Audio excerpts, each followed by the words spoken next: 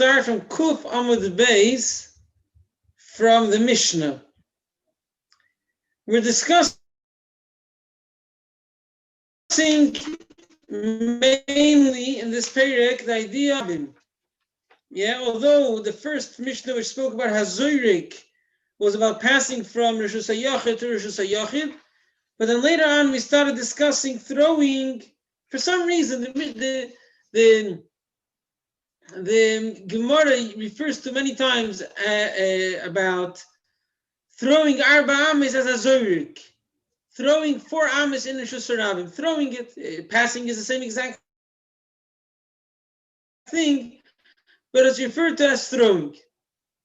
So we know that a Rishus HaRabim is a place that has no walls, and many people pass by, with many discussions what many means. Now, a sea which is covered in water, people cannot walk on the sea. Since you cannot walk on the sea, and even if people swim, you can't really swim so far, and not many people do that, so it's considered a Carmelis, and in between domain, not Rishus HaYachid, not Rishus HaRabim. Now, the Mishnah will want to emphasize that the reason why an area covered with water is called a Carmelis is not because it's covered in water, but because people aren't passing by. Not many people are passing by. So let's see it in the Mishnah. Hazoirik bayam. If someone's in the sea, or someone's on a ship, or whatever it is, rather if he's swimming in the sea, he's like on the deck or whatever, he's on the wall of the ship, and he's throwing 4 ames in the sea. Whatever, it could be even an earlier place in the sea where people could swim, people could walk in, and he's throwing 4 ames, potter. Why? Because it's a Carmelis, people don't walk in the sea. However, a similar case, if there was a puddle of water, it's in the middle of the street, and people walk through it as it used to be. They had mud roads, and they had puddles, and you just got on your shoe into the shul because shoes typically were full of mud. That was a typical thing.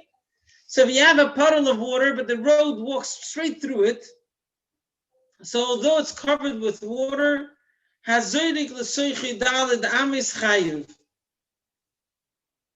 someone throws in that puddle, it's larger than 4 ames, as we'll see, and he throws, or let's say from outside of the puddle, he throws into the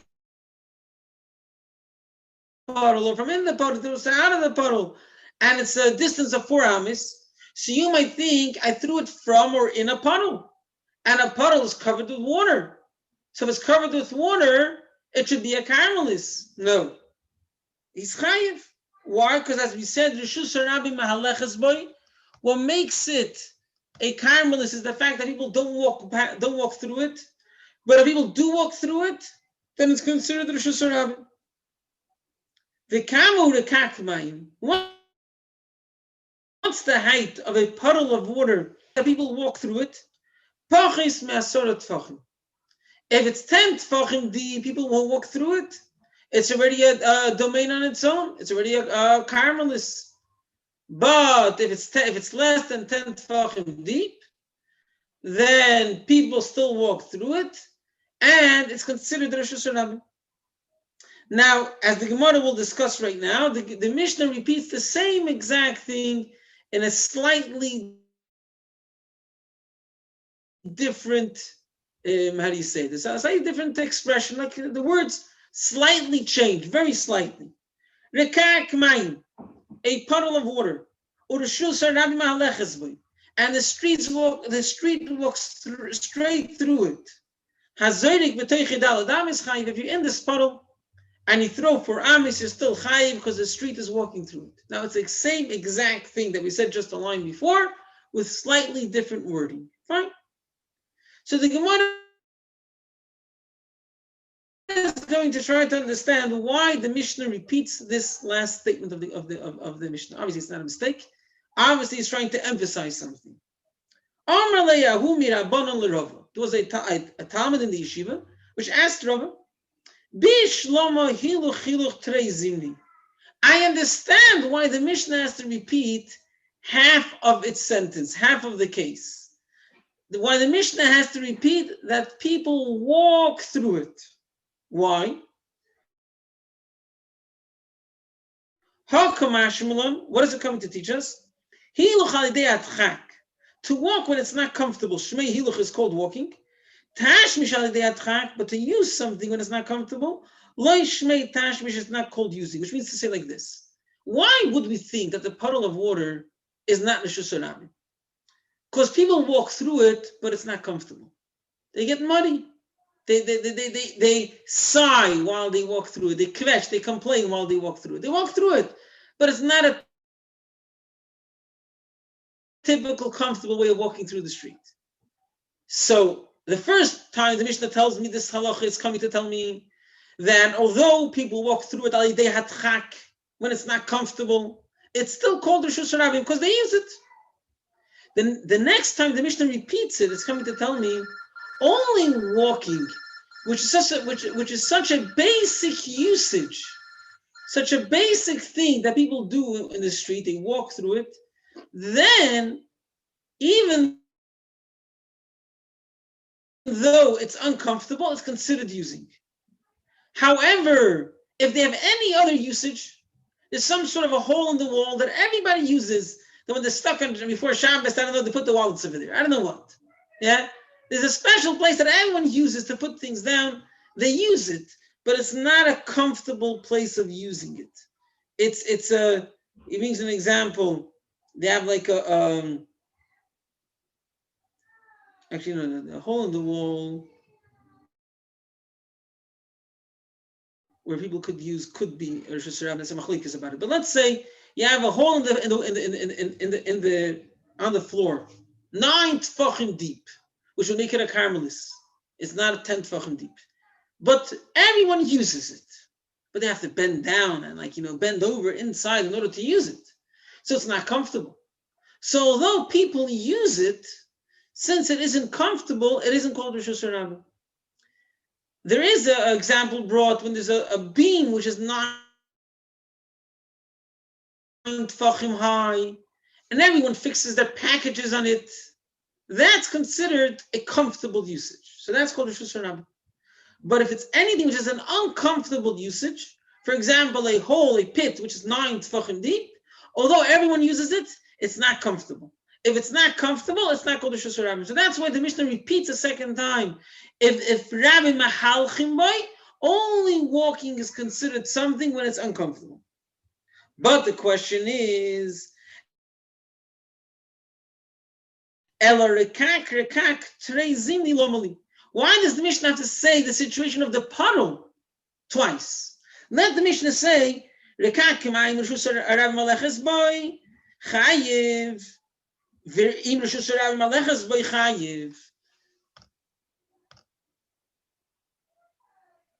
Yeah, the Chayra, it should just repeat the fact that people are walking through it. It shouldn't repeat the fact that it's a puddle. A puddle is a puddle. You know what a puddle is? It has to be less than 10 tefachim. That's it. A puddle is a puddle. The Mishnah might want to emphasize that walking is the only thing that we value if it's uncomfortable. Fine. So say twice the fact that they're walking.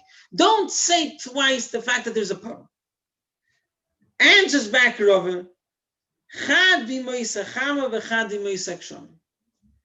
The Mishnah mentions it twice because there could be puddles in the winter. That's more normal. And there can be puddles occasionally in the summer. I mean, in Manchester, it's not occasionally, but in other places, it's occasional in the summer that you can have puddles, right? So the Mishnah has to tell me twice puddles, that both types of puddles are considered the Rishus Rabbi. Now, which one is less obvious? Actually, each one for a different reason is less obvious. And therefore, the Mishnah mentioned both. I mean, the Mishnah indicated to both that in both cases it's considered the Rishus Rabbi. It says the Gemara Tzrichi. The Tanochadon. If it would just say once, Hava Mina, I would say, Hani Mili B'Moisachamo. Only in the summer, people walk through puddles. Davidi Inchi Damaskis in Eretz Yisrael, and it's or bubble, it's quite hot, and people will occasionally walk through the puddle.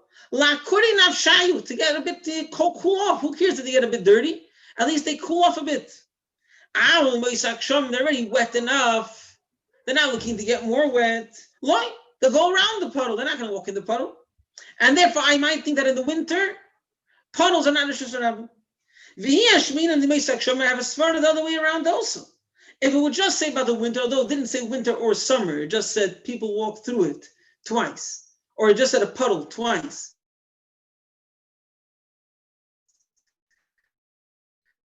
But I guess he's trying to say, even if the Mishnah both, because I have an opposite svara. If it would say the winter, I would say, Kiva de Mitanfi, they're already dirty. They already had mud on the road the whole time. Who cares if they get a bit more dirty? That they're clean, everything's dry, they didn't get dirty. They'll walk around the puddles.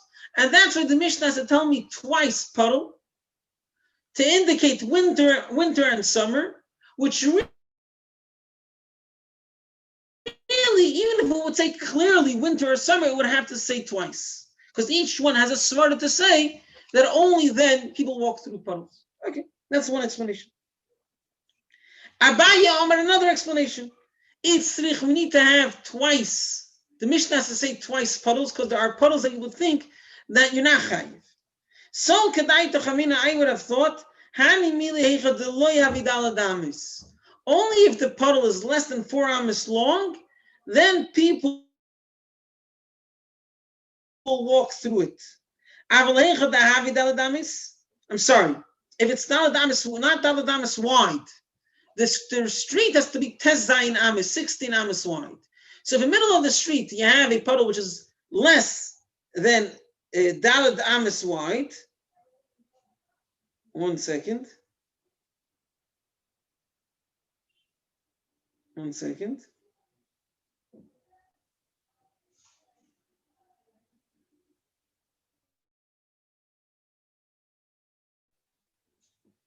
Why if it's dalad amis wide?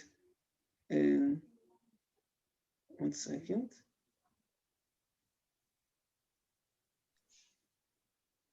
I'm sorry, I got a bit stuck. Give me just 1 second.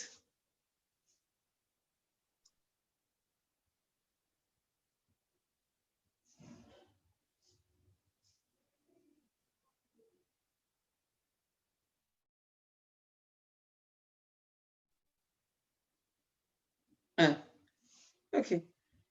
It means the length, so not wide. It's less than 4 amas long. Now, what's the other option besides walking through it, walking around it? I have to walk this way, and this way in order to avoid the puddle. Now it's this much of a puddle. I'm only going to get that wet. What's the big deal? I should make a whole hakafa in order not to get a bit wet. I'll just walk through it. If it's more than 4 amas long, I might have thought that kufi makfila. It's a long walk through the water. It's worth the effort of making a hakafa, of going around it and going to the end of it. And that's why I would think people avoid it. And that's why I would think it's not a Rishus Harabim. Comes the Mishnah and tells us, no, even if it's 4 amas long, people walk through it and it's considered the Rishus Harabim. So that's why the Mishnah mentions twice a puddle which is less than 4 amas long, and a puddle that is 4 amas long. Rav Ashi, I'm just the opposite. Only if it's 4 amas long, people walk through it. That's what I would think. I'm sorry, if it's not 4 tfachim, I'm talking about 4 tfachim, not 4 amas. If it's less than 4 tfachim, mifsi pasila. You have a puddle. It's less than 4 tfachim. Yeah? It's less than 4 tfachim wide. So why do I have to go in it, let me jump over it. It's not a big deal. Let me just jump over it. So I would think people avoid it. So the Mishnah comes and tells us, no, even a puddle which is less than 4 tfachim wide, 4 tfachim long, people walk through it. They don't bother to jump. There's a puddle in the road. You just walk through it. You don't go over it. Fine. So Rav Ashi is telling us a chiddush that if I have a piece in the middle of the road, which is less than 4 tfachim, yeah, which is less than 4 tfachim, and people might jump over it, I still consider it Rishus Harabim. Why? Because some people walk through it, many people walk through it. The same logic he says in a different case. He's talking about a bridge which is made out of boards, and let's say one board has a bit of a distance, not enough to fall through, but there's a bit of a space between one board and another board. So there's like one board lying alone, not attached to the other boards. There's a bit of a space before and after. Now, let's say this board is less than 4 tefachim wide. So you might think people see this flimsy board in the middle of the bridge, they'll jump over it. And therefore, if they jump over it, maybe that board is not considered the Rishus Harabim. Maybe it's considered a karmelis, a mokim tur. Says Rav Ashi, no. It's in the middle of the way. People walk in the middle of the way. People don't jump over things in the middle of the way. So the same logic he says over there that people don't jump over this board which has a space. The same logic he says over here that people don't jump over a puddle which is small. They just walk through the puddle. Let's see. Rav Ashi follows his opinion, which he says elsewhere. One who throws an object in the street and it rests on a board on the camel, which means on the bridge, which are like arch bridge, so they used to call it a camel. Yeah. If it rests on this board of this bridge, Mechayev, he is chayiv, although this board is a bit separate and people might jump over it. No. Shari Rabin Boikim Boy. Since many people do walk over it, although you see many people that jump, but many people walk over it, it's considered the Rishus Harabim. So the same thing over here, although there might be many people which jump over the puddles, but many people walk through the puddle. And since they walk through the puddle is considered the Rishus Harabim. So what do we have here? We have a discussion about a puddle, and that if there's a puddle in the middle of the road, people walk through it, then it's considered the Rishus Harabim, which is up to the depth of 10 tefachim. And the Mishnah mentions it twice. It mentions twice walking through it, that only walking through when it's uncomfortable is considered something. Using a hole which is uncomfortable doesn't make it a Rishus Harabim. But the Mishnah also mentions twice the puddle. Why? So there's a few opinions. Either it's coming to include winter and summer, which each have a svara to say that it's not Rishus Harabim, because in the winter you don't want to get cold, you don't want to get wet, and in the summer you don't want to get dirty. Still, in both cases, it's considered Rishus Harabim. Or it's coming to include even a very long puddle, which you might think people will just walk around it. No, people walk through it. Or it's coming to include a very small puddle, that you might think people jump over it. No, not everyone jumps over it, some will walk through it, and therefore it's considered the Rishus Harabim. Fine. Now we'll continue to an actual sea. We just mentioned about a sea. So now we spoke about throwing in the sea itself. Now he's going to apply the same thing, throwing from the sea to Rishus Hayachid, or the other way around. Hazerik min hayam liyaboshu. If one throws from the sea to the dry land, which is a Rishus Harabim, umin hayaboshu liyam, vice versa. Or min hayam lasfina, from the sea to the boat, which is a Rishus Hayachid. Min hasfina layam, from the boat to the sea. Or min hasfina lachaverta, or from a boat to a boat, through the sea, over the sea. Potter. He's coming to bring down all the examples of when you'd be chayiv in a Rishus Harabim. And because if you see that you're potter from throwing 4 amis in a karmelis, you might think it's a Rishus Hayachid. No, it's not a Rishus Hayachid, it's not a Rishus Harabim, and not just for 4 amis, for any halacha, regardless passing it to Rosh Hashanah, regarding throwing from Rosh Hashanah to Rosh Hashanah over it, for all halachas, it's not considered the Rosh Hashanah. Sfinos kshuros zubazu. If he tied boats together, you may carry from one boat to the other.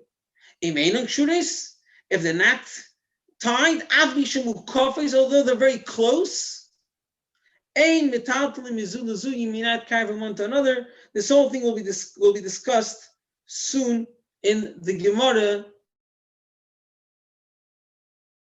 What's the idea of this tied boats and close boats? What was it talking about? What's the logic behind it? We'll talk about it. Fine.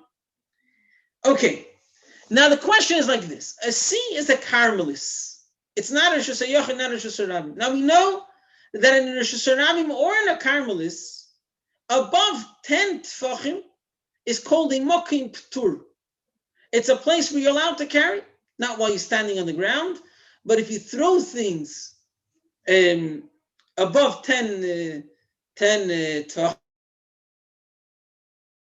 and let's say it's something which you're not worried you might come to carry if it falls down because it'll break or whatever it is, you can throw things above 10 tefachim. It's a mokim ptur. Now, a Carmelis is Rabboni, not allowed to carry from it to the Rosh Hashanah. Now, even in Rosh Hashanah, if I carry something from the street, I'm not standing on the street, and then I lifted it up higher than 10 tefachim, and then I brought it into the house, I'm potter. I'm not allowed to do that, but I'm potter, because I brought it through a mokim ptur. Now, Carmelis is a Rabbanon. So if I'm carrying from a Carmelis through a mokim ptur, then to Rosh Hashanah, the Gemara accepts here that it's fine. You're allowed to do it. At least in extreme cases when they needed it. And when they're traveling in the sea and they need to have some water for I don't know what.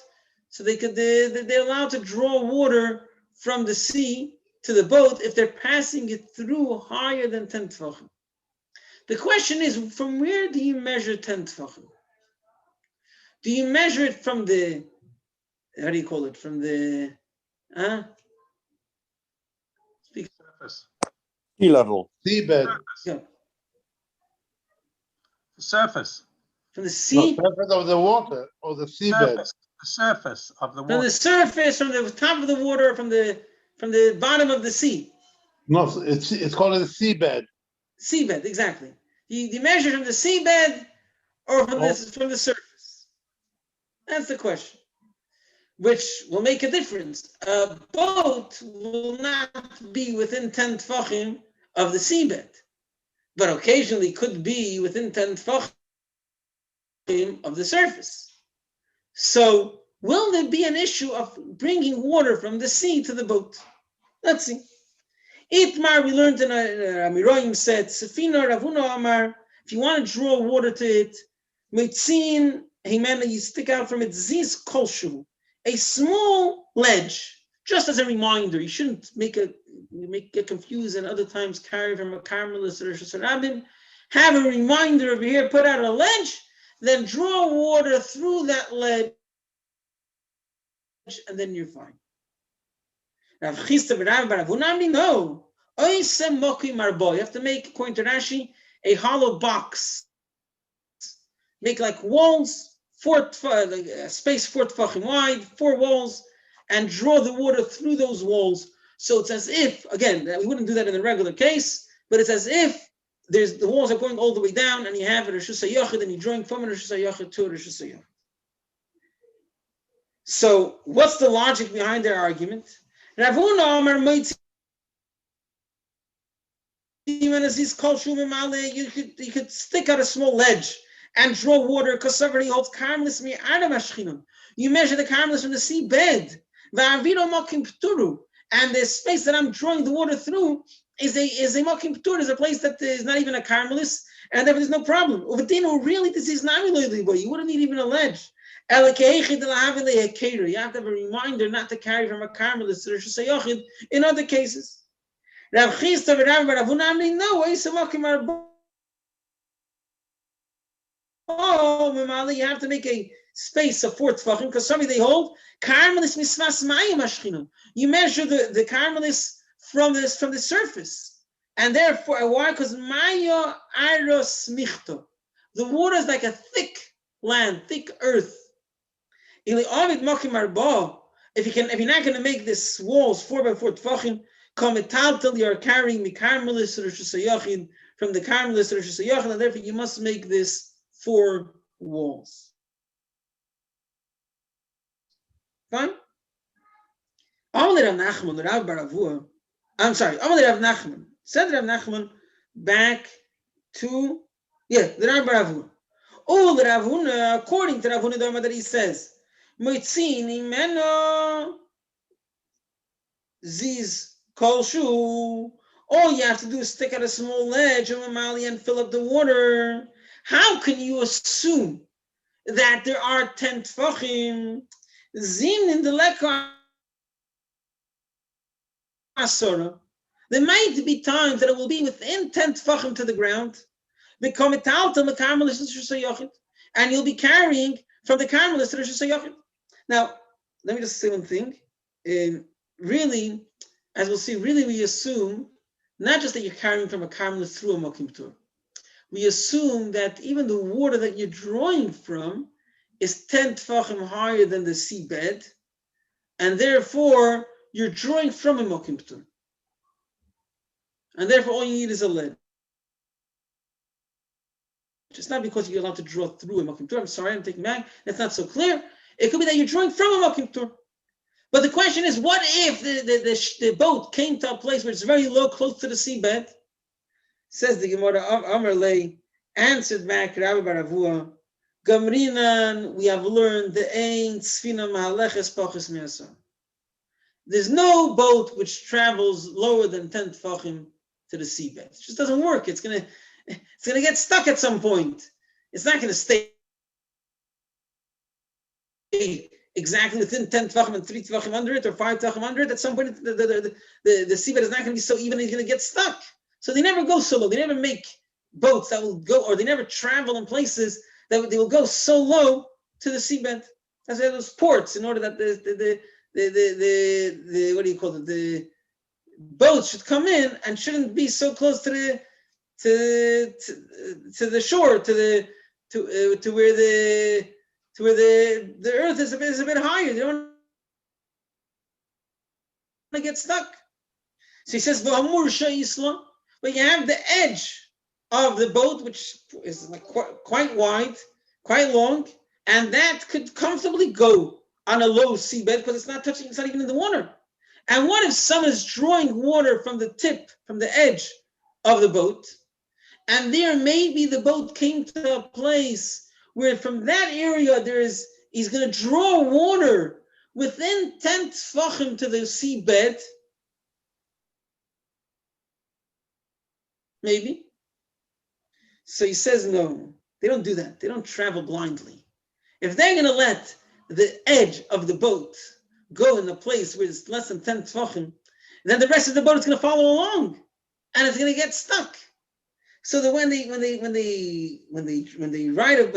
sail a boat, so Gishushe Osli Kama, they have people that test the ground in front of them, and they make sure that it won't go so close to the seabed. Fine? And therefore there's nothing to worry about, according to the one who says that you measure the 10 tefachim from the seabed, you can draw water from anywhere, just take out a ledge for a reminder. Fine? Says Rav Nachman Bar Yitzchak to another person. Actually, this is Rav Nachman Bar Yitzchak, I'm sorry.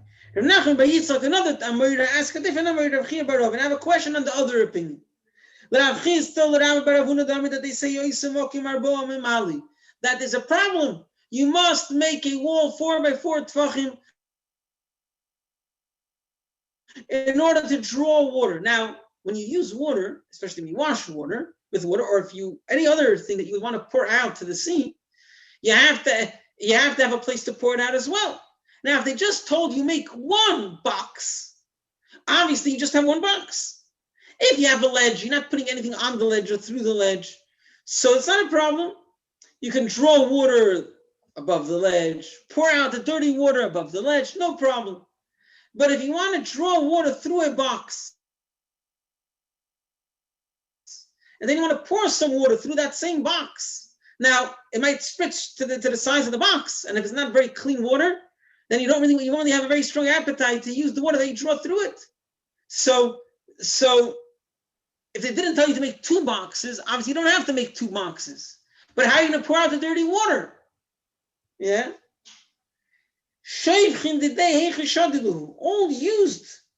All dirty water that you washed your dishes with, where do you pour it out? Yeah. If you'll tell me the shadilu boisim, they'll throw it with the same box, you'll make it disgusting. So if they're worried about the caramelists, they're saying there's a caramelist over here, they have to have a solution. They should tell you make 2 boxes. They never told us that. Obviously, you don't have to. Why not? Answers the Gemara, the shadilu adafno despino. The solution is you don't pour it directly into the sea. You go to another place on the wall of the boat, and you pour the water on the wall, and it goes from the wall to the sea in 2 stages, not directly to the sea. It's in 2 stages. Says the Gemara, but it's coming from your direct power. There's a rule in the Reshus Rabbim. You're not allowed to pour anything in your Reshus, which goes to the Reshus Rabbim, unless there's like a few stages over here.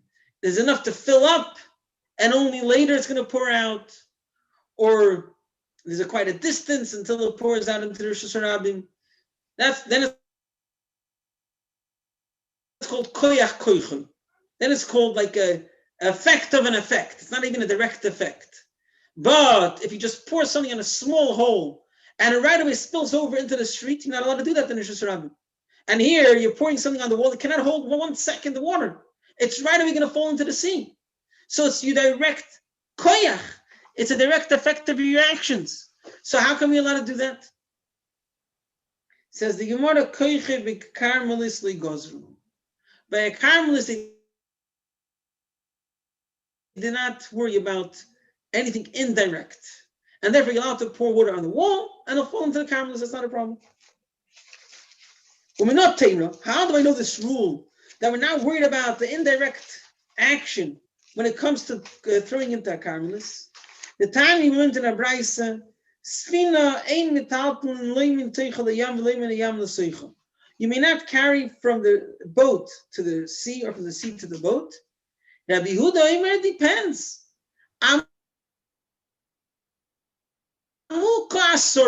If the boat is deep 10 tefachim, ve'ein gevoya asoro, but it's not 10 tefachim higher than the sea surface, mitalten leimin teichel yam, you're allowed to carry from it to the sea, and not from the sea to it. Now, why are